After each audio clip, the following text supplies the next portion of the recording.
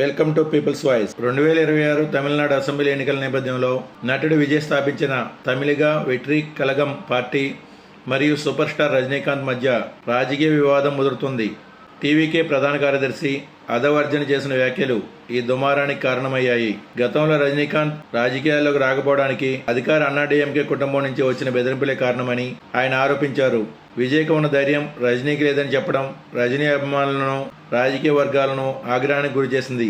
ఈ ఆరోపణలను రజనీకాంత్ తీవ్రంగా ఖండించారు. కాలం మాట్లాడదు కానీ వేచి చూసి సమాధానం చెబుతుంది అంటూ ఆయన సోషల్ మీడియా వేదికగా ఘాటుగా స్పందించారు. ఈ వివాదం కారణంగా తమిళనాడు నేతృత్వంలోని టీవీకే మరియు బీజేపీ నేతృత్వంలోని ఎన్డీఏ కూటమి మధ్య జరగాల్సిన పొత్తు చర్చలు నిలిచిపోయినట్లు తెలుస్తోంది. బీజేపీ మరియు అన్నాడీఎంకే నేతలు రజనీకాంత్ కు మద్దతుగా నిలిచి టీవీకే నాయకుల తీరును తప్పుపట్టారు.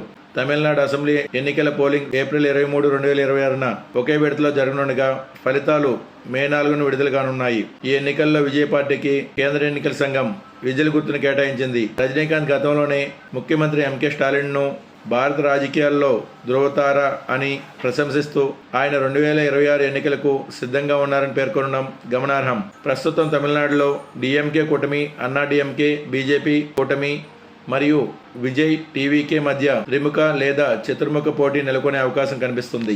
ఈ వీడియోపై మీ అభిప్రాయాన్ని కామెంట్ రూపంలో తెలియపరచండి. Thanks for watching. For more interesting updates please subscribe my channel.